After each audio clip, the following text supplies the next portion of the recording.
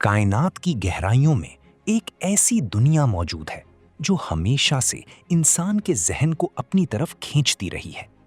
لال رنگ کی وہ زمین جسے ہم مارس کے نام سے جانتے ہیں۔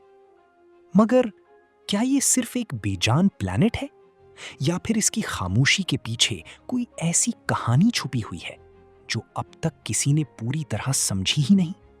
ناسا کے روبوٹک مشنز جب مارس کی سرفس پر اترتے ہیں تو پہلا منظر ہمیشہ ایک جیسا ہوتا ہے: سنسان وادیاں، لال مٹی اور ایک ایسی خاموشی جو جیسے کچھ کہنا چاہتی ہو۔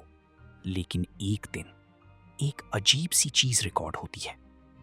روور کے کیمراز میں ایک ایسا سٹرکچر نظر آتا ہے جو نیچرل نہیں لگتا، بالکل سیدھی لائنز جیسے کسی نے ڈیزائن کیا ہو۔ اور اس لمحے کنٹرول روم میں ایک عجیب سی خاموشی چھا جاتی ہے۔ یہ ہو کیا رہا ہے؟ ایک سائنٹسٹ دھیمی آواز میں کہتا ہے، مگر سسٹم اس سگنل کو نوائز کہہ کر اگنور کر دیتا ہے۔ لیکن یہ صرف شروعات تھی۔ کچھ دن بعد مارس کی سرفس پر ٹیمپریچر ریڈنگز اچانک چینج ہونے لگتی ہیں، جیسے کوئی چیز اندر ہی اندر موو کر رہی ہو۔ اور پھر ایک اور شاکنگ ڈسکوری ہوتی ہے۔ ایک پرانی ویلی کے پاس روور کو ایک ایسی جگہ ملتی ہے جہاں زمین نارمل نہیں لگتی، جیسے نیچے کچھ خالی ہو۔ مگر جب ہائی ریزولوشن سکین کیا جاتا ہے تو جو ڈیٹا آتا ہے وہ سب کو ہلا دیتا ہے۔ نیچے زمین کے اندر ایک ہیوج ہالو سٹرکچر جیسا کچھ موجود ہوتا ہے۔ یہ نیچرل نہیں ہو سکتا، ایک سائنٹسٹ بول اٹھتا ہے۔ اب سوال یہ اٹھتا ہے، اگر مارس ہمیشہ سے ایک ڈیڈ پلانٹ تھا تو پھر یہ سٹرکچر کس نے بنایا؟ کیا یہ کسی پرانی سویلائزیشن کا نشان ہے یا پھر کوئی ایسی ریالٹی جو انسان اب تک ایکسپٹ کرنے کے لیے تیار نہیں؟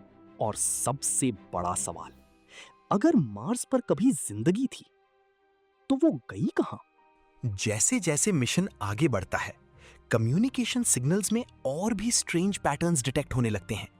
رینڈم بیپس، ریپیٹیٹو کوڈز جو کسی نیچرل سورس سے میچ نہیں کرتے۔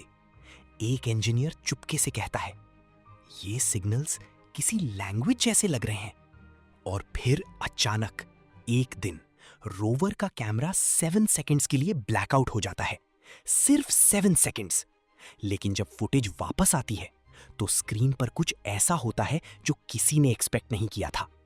ایک شیڈو جو روور کے بالکل قریب تھی، مگر مارس پر کوئی ہوا نہیں، کوئی موومنٹ نہیں۔ تو پھر وہ شیڈو کیا تھی؟ مشن کنٹرول ترنت سب سسٹمز چیک کرتا ہے، لیکن ڈیٹا لاگز میں ایک اور عجیب چیز ملتی ہے۔ کیمرہ بلیک آؤٹ کے دوران سسٹم نے ایک ان نون کمانڈ ایگزیکیوٹ کی تھی جو کسی ہیومن نے سینڈ نہیں کی۔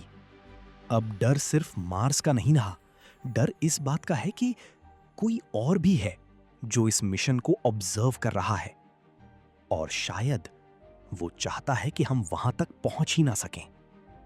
مگر یہ سب ابھی ختم نہیں ہوا۔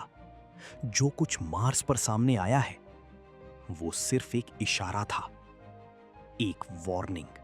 کیونکہ اگلے پارٹ میں ہم اس ان نون کمانڈ کے پیچھے چھپی حقیقت کو سمجھیں گے۔ وہ سگنلز کس نے بھیجے، اور روور کے کیمرہ کے سامنے جو سایہ آیا اصل میں وہ کیا تھا؟ اور سب سے خطرناک سوال، اگر مارس پر کوئی ہے تو وہ ہمیں کیوں دیکھ رہا ہے؟ اگلا پارٹ وہاں سے شروع ہوگا جہاں انسان کی سائنس خاموش ہو جاتی ہے۔